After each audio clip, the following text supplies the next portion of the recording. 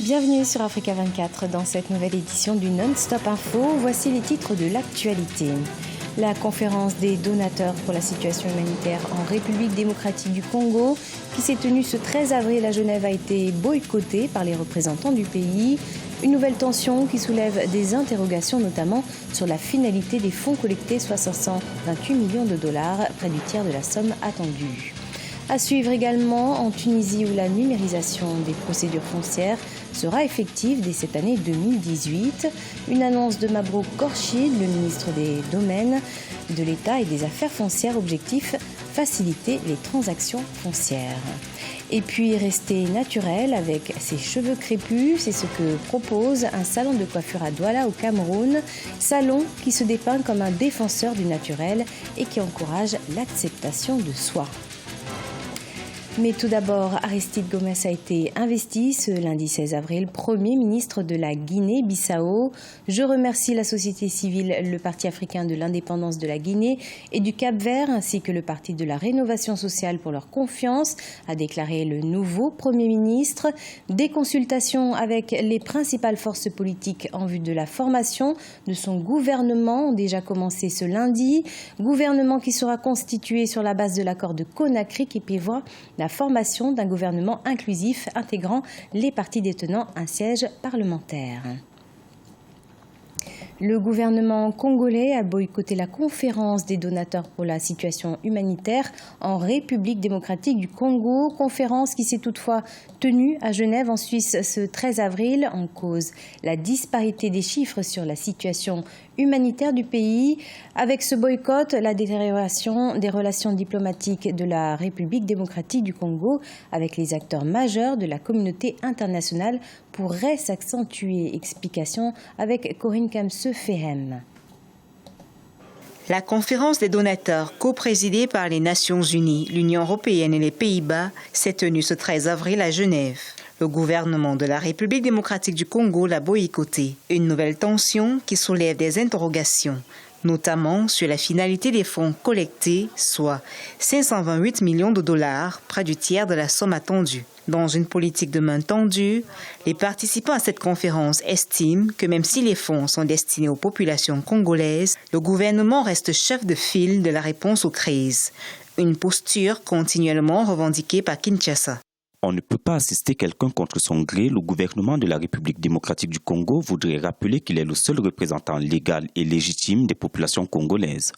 Après le refus du gouvernement de Kinshasa d'aller à la conférence des donateurs, les Nations Unies avaient alors décidé de désactiver le statut L3 qui correspond au niveau de détresse humanitaire le plus élevé. Une manœuvre de décrispation qui n'a pas influencé la position de Kinshasa. Le gouvernement dénonce une manipulation des chiffres qui ne correspond pas à la réalité humanitaire du pays. On ne comprend pas très bien pourquoi un État adopte cette posture. Parce qu'il faudra une résolution sur un corridor de passage.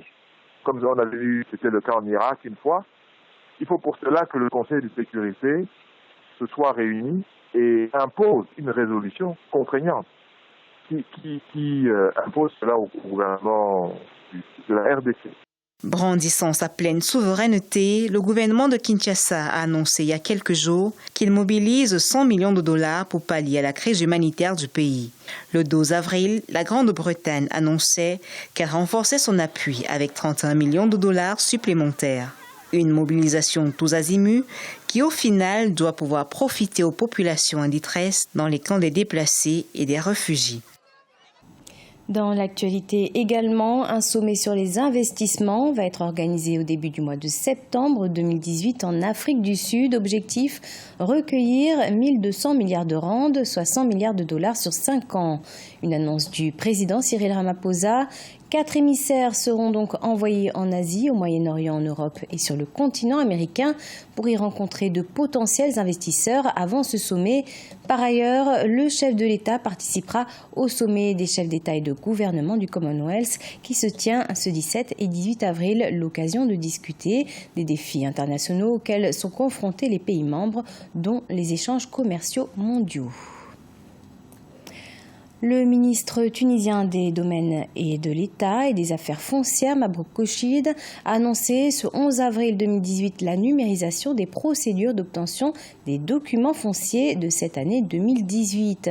Une décision qui fait suite à la réforme visant à alléger les procédures administratives et améliorer la qualité du service rendu aux citoyens selon le communiqué du ministre. C'est un sujet de la rédaction. La numérisation des procédures foncières sera effective dès cette année 2018 en Tunisie. Une annonce de Mabrouk Kochid, le ministre des Domaines de l'État et des Affaires foncières.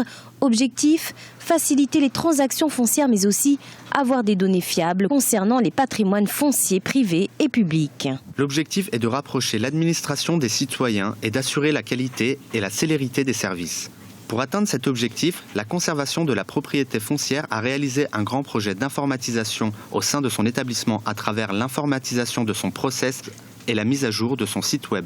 Les demandes des services tels que les certificats de propriété ou encore les copies de titres fonciers seront plus accessibles, ainsi que le paiement en ligne dont le choix du mode et du lieu de réception qui sera désormais libre. Cette numérisation est une manière d'abord de faciliter les démarches, accélérer l'obtention notamment des papiers nécessaires et surtout une manière de contrôler et puis surtout de rationaliser. La numérisation permet aussi de récolter l'impôt local et pour l'État c'est un élément important en termes de revenus et de contrôle financier. Par ailleurs, des services portant notamment sur le suivi de l'achèvement des certificats de propriété et l'accès au numéro du titre foncier mère et du nouveau titre seront disponibles sur le web et entièrement gratuits.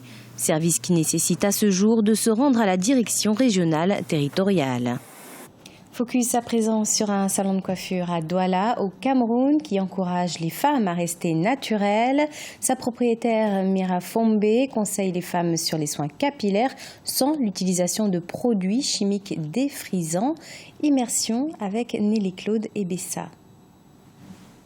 L'Institut de beauté Lorter est l'un des salons les plus fréquentés du centre-ville de Douala, la capitale économique du Cameroun. Ouvert il y a 10 ans par Mira Fombe, il s'occupe principalement des femmes aux cheveux naturels. La propriétaire, Mira Fombe, âgée de 40 ans, met ses compétences au service de la coiffure et de l'entretien des cheveux naturels sans l'utilisation de produits chimiques défrisants. Anecdotique, elle se remémore avoir perdu ses cheveux après des années de mauvais soins liés aux produits chimiques. Un déclic qui l'a fait revenir à sa texture naturelle, le nappy hair. Pendant un bon moment, mes amis n'ont pas vu mes propres cheveux parce que je portais tout le temps des tissages. Je couvrais les cheveux avec des waves parce que les produits défrisants chimiques avaient détruit mes cheveux et j'ai cru que je n'aurais plus de cheveux. J'ai donc décidé de me passionner pour les cheveux naturels. Dans son établissement de beauté, Mira aide les femmes à développer des routines de soins capillaires durables pour des textures naturelles. L'année dernière, elle a organisé un événement autour du cheveu naturel dans le but de sensibiliser au mouvement Going Natural et de récompenser les femmes qui valorisent les cheveux naturels. Le mouvement des cheveux naturels aide à soutenir les femmes non seulement pour marquer un changement, mais aussi pour apprécier les cheveux comme un symbole d'identité unique.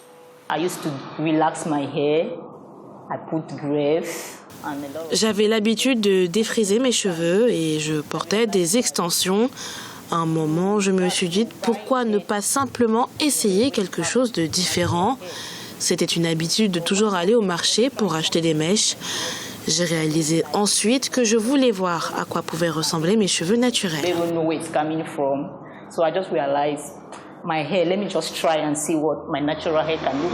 Le salon de Mira Fombe reçoit une moyenne de 21 clientes par jour qui payent environ 5 000 francs CFA pour un lavage, un soin profond et une coupe. Comme l'attrait pour de beaux cheveux se poursuit, les défenseurs du naturel recommandent une pratique régulière et saine de soins capillaires et l'acceptation de soi.